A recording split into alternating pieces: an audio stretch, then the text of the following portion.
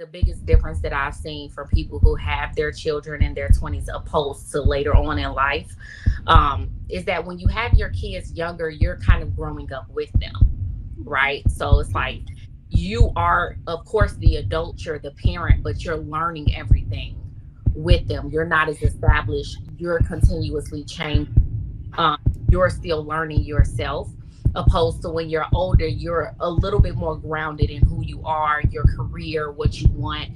So everything is not like, okay, what am I going to do so I can take care of this, so I can pay for this? It's not all a rush. You kind of know what's going on. But then you have the other hand of it where it comes to like health, where I see when you're younger and you get pregnant, your pregnancy ends up being a little up when you're older. My friends who just had kids and we're in our 30s, they went through a lot of health complications, right? So they had like preeclampsia, they had really bad situations with when they lost their kids. So it seems like there are benefits to being older and having a child as far as their mentality is concerned. But when it comes to actually your actual body and health, that's where you kind of run more of the risk, I would How does age affect raising a child, especially for women over 40? Damn, that's a good question. Well, perhaps we should talk to someone who's had a child after 40. And I don't think anyone is on this panel that has any expertise in that area. I mean, I know women who've had children over 40, and they seem to be doing well. And these people that I know, they had children, I want to say early 40s, but they also had kids in their 20s too. So they say it's just like starting over. They love their children. They wouldn't trade it for the world. Blah, blah, blah, blah, blah, blah. So I don't think that it's hindering them from anything. Kelly, for people who had their kids in their 20s and then started over again in their 40s, Mm-hmm. what would you say you've noticed, or what would they say that they've noticed the biggest difference is when like approaching parenthood when you're in your 20s opposed to when you're more established in life? I think it's easier later in life based on what I've seen. Hmm. Um, One person that I know, she has a daughter that's younger, she has a daughter that's older. And she seems like she's primarily the one who's raising her daughter, but she loves motherhood. The Hmm. other person, she's older and she has like I want to say 7 year olds, and she has a like a 30 year old or something like that, 20 something, early 30s. Um, she's married now, and so it's a better balance for her. I think it was more challenging when she had her daughter, which was her first kid. She wasn't married and she was very young. Um, she loves parenting. She loves it. She balances it well. They travel often, like they have fun. She's never she never complains about it. From the outside looking in, it looks, you know, like it looks good, but you just never know what's going on behind the scenes. That's true. I know. I think. Oh, my bad. Go ahead. Go ahead. Go No, ahead, man. I'm not gonna act like the ladies did last week. I'm not gonna bully you. Wait, was it all the ladies or a couple?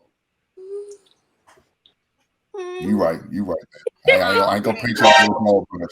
You right. I You Yeah. right. just My bad. want to say, from the outside looking in, from people. So I had my daughter when I was 24. I turned 25 the next week, and I think the biggest difference that I've seen from people who have their children in their 20s opposed to later on in life, is that when you have your kids younger, you're kind of growing up with them, right? So it's like you are, of course, the adult, you're the parent, but you're learning everything with them. You're not as established, you're continuously changing, um, you're still learning yourself.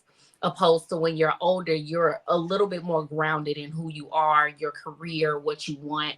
So everything is not like, okay, what am I going to do so I can take care of this, so I can pay for this? It's not all a rush. You kind of know what's going on. But then you have the other hand of it where it comes to like health, where I see when you're younger and you get pregnant, your pregnancy ends up being a little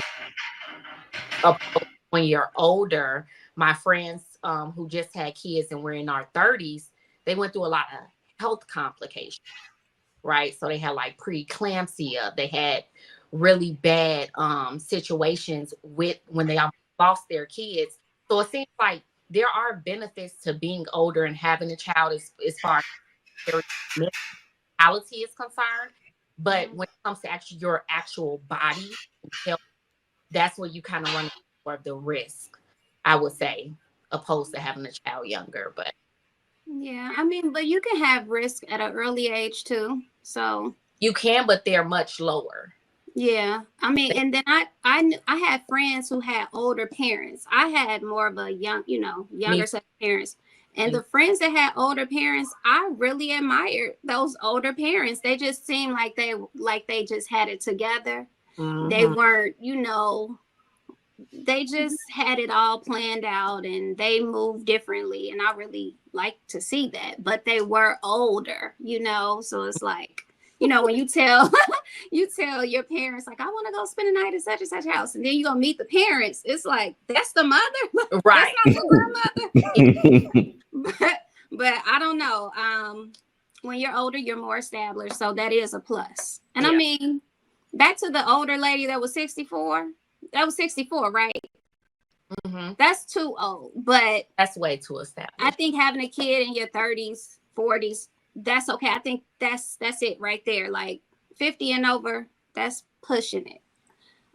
But you have to be healthy starting out, I want to say, to even be able to conceive. So very true. Yeah. Okay. I don't know about the seed part, because I mean, you got some people in the nursing home still trying to make babies now. They're not actually doing it, but the acts are still happening. They're still jumping in them nursing homes. But let me say this: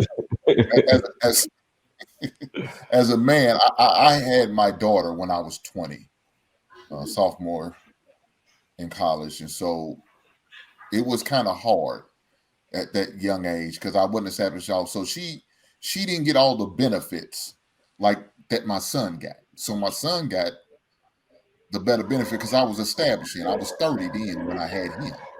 So he got all the benefits. I'm financially established, mentally and emotionally I was established then. But my daughter was like my guinea pig. You know what I'm saying?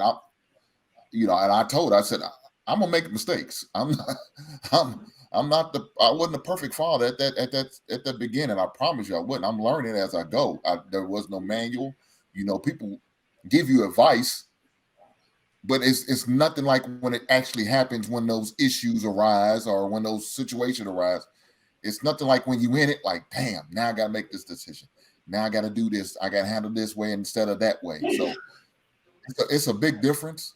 So I don't know. I guess 25 sounds like a perfect age to me to maybe have your first child, because I feel like hopefully you should be, if you're not established, you're on your way to getting there, or you're on your way to getting yourself established, compared to somebody in their, of course, their teens or the early 20s. To me, I just feel like that's probably a good age to start out and maybe, to have your first kid. And I don't know. I wouldn't have any more kids. I guess maybe after the age of 40, you might be asking a lot. You know what I'm saying? After the age of 40 of having that another child. Hopefully you have one between 25 and the 35 mark, and you have them with however many kids you decide you and your wife or your husband's going to have. But it is what it is. All right. Do y'all hear something?